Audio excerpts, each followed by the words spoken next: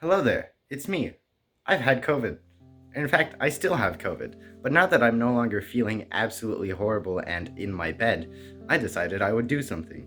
Now, out of all the things that I could have done, I've chosen something that is very important and will definitely help me a lot. I have made a pizza guesser. You show it an image and it tells you if it is pizza or not pizza. And because I don't like doing things the right way, I decided to use evolutionary algorithms. Step 1 is gathering data, pizza.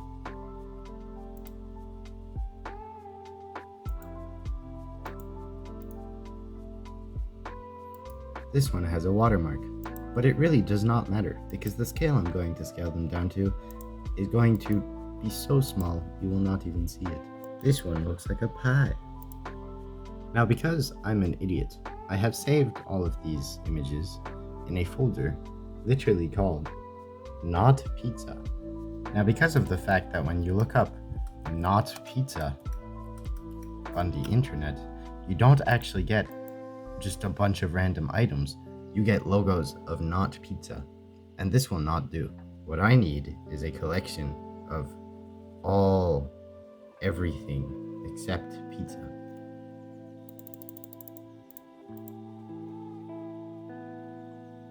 Perfect. Great.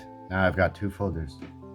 One with a bunch of images of pizza, and the other one not pizza. Now, because I need to scale these images down to a level so minuscule that you can hardly tell what is going on so that my computer doesn't explode from processing, I wrote a Python script called Data Cleaner to do this for me. Data Cleaner goes into the pizza script, or the pizza folder, and then loops through every single image, crops it in the middle, scales it down to 28 by 28, saves it back as a pizza.png in the processed images folder, and then removes the original. And then we do the same thing with everything that isn't the pizza. I don't know what that is, but I know it's not pizza. This time I have a population size of 300, so we've got 300 agents going to be not guessing, because they will be learning, trying to determine what is and what isn't pizza. They both have two outputs, 2,352 inputs, because even though the 28 by 28 image, when multiplied by itself, is, and here I bring out the calculator, 28 by 28 by itself is 784, you need to remember that every single pixel has a red and green and blue channel, 2,352. Those are the inputs. And then there's 100 just hidden neurons in there. All of this code will be on GitHub as well.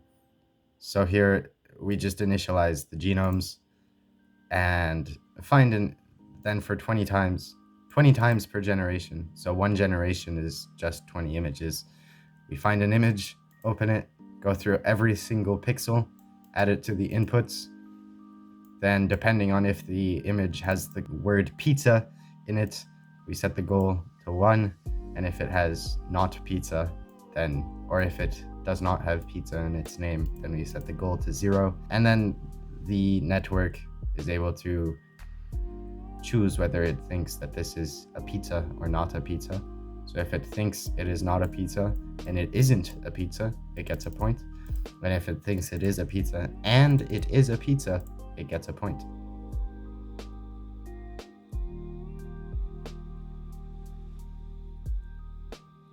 Great. Now I let it evolve for a little bit. Now that it is done, I have the results in CSV format. And after I put it all into Google Sheets, we can see that they do, in fact, learn to determine what is and isn't pizza. They're just still not very good at it. Ooh. Maybe it's just a hard task. That's pizza. That's a hand, so it's not pizza. That one's pizza. That's pizza. Pizza. That's just some colors. So it's not that, because you got like every single one of those correctly. Now actually, the idea for this video goes way back to when I read How to Create a Mind by Ray Kurzweil.